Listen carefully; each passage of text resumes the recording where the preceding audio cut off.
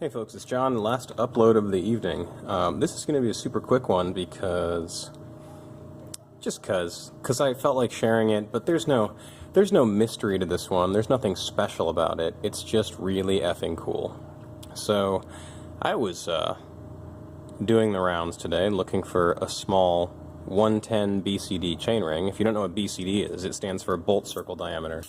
So not the distance from here to here, not the distance from here to here, but the distance on a 5-armed crank arm from here to the imaginary line where the hole would be if there was one here.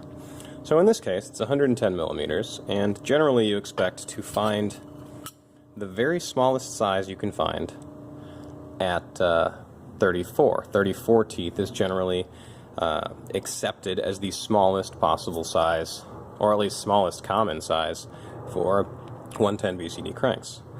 By the way, aren't these gorgeous?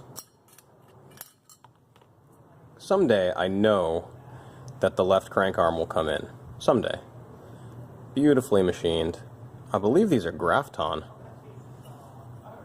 Anywho, so what's the problem? Why are there limits to chainring size at all? Well, it's not just a chainring, is it? You have chainring bolts, and you actually have a chain, which is going to... Actually, let me get a piece of chain.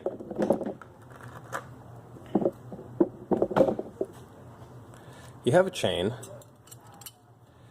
which is going to lay down, and you have very little clearance between the chain and the chainring bolt and the crank arm. So, what did I find? I thought to myself, that looks weird. That looks like 110 BCD. Looks too small to be 110 BCD. Look at that. And yes, sorry for the clank. Yes, it is, in fact, a 110 BCD chainring. What have they done? And also, you may ask, how many teeth is this? Well, it's a 33 tooth. This is a modern chainring made by TA Specialties. And it's part of their Zephyr line. And what's really interesting about it is that they have taken the machining of the chainring to its absolute limit. I don't know if you can see that. Do you see how the recess, the countersunk area for the chainring bolt, splits? They've actually counted, as close as they can, they have counted the edge of the chainring bolt as part of that radius, or circumference, or diameter. Hey, I flunked out of high school, don't ask me. So, we have our chainring bolt. Do you see how it just goes right up to the edge? And then we have our chain, which just barely doesn't touch.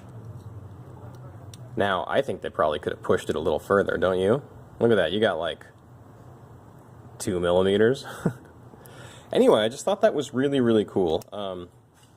You know, nothing fancy, nothing special. I'm sure these are like 40 or 50 bucks if you buy them brand new. But, yeah, if you just need to squeeze that one last tooth out of your gear range to get, you know, those amazing hill-crushing gears. Oh, I should mention this. This is probably fucking moot as hell in an era where we have, you know, 10 to 46 12-speed rear cassettes. It's probably not a big deal. But, like, let's say you had a classic bike. Let's say you wanted to run some dope-ass purple cranks.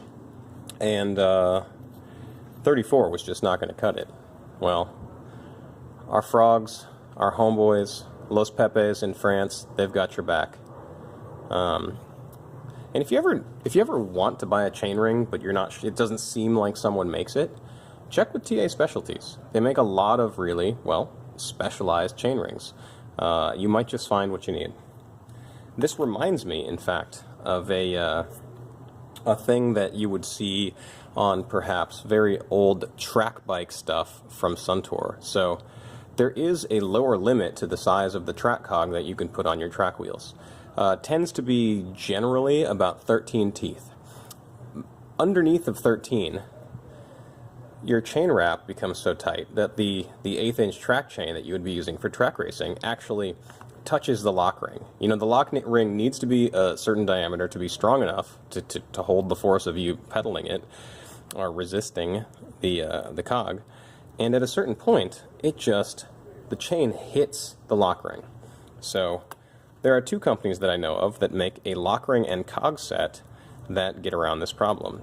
The first, by a long shot, by decades, was Suntour. Their Superb Pro, or Superbe Pro if you're being proper with it, track Grupo, had a 12-tooth track cog, a very teeny tiny little track cog. And what they had done is they had machined the lock ring in such a way. Actually, let me see if I have one. Hold on a second.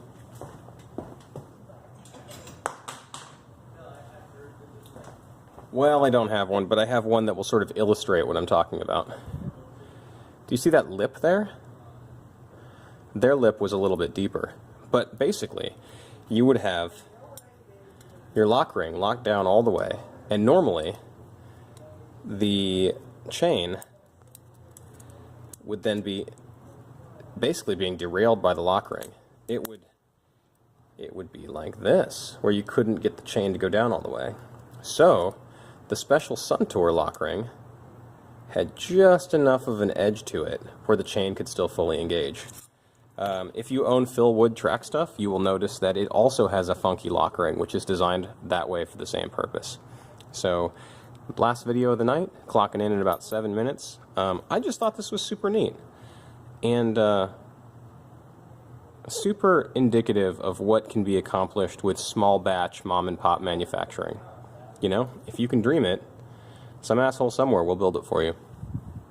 Have a good night. I'll try to upload more in the coming weeks. It's starting to get pretty cool out. My vim and vigor is coming back, so we'll see if I can keep the pace.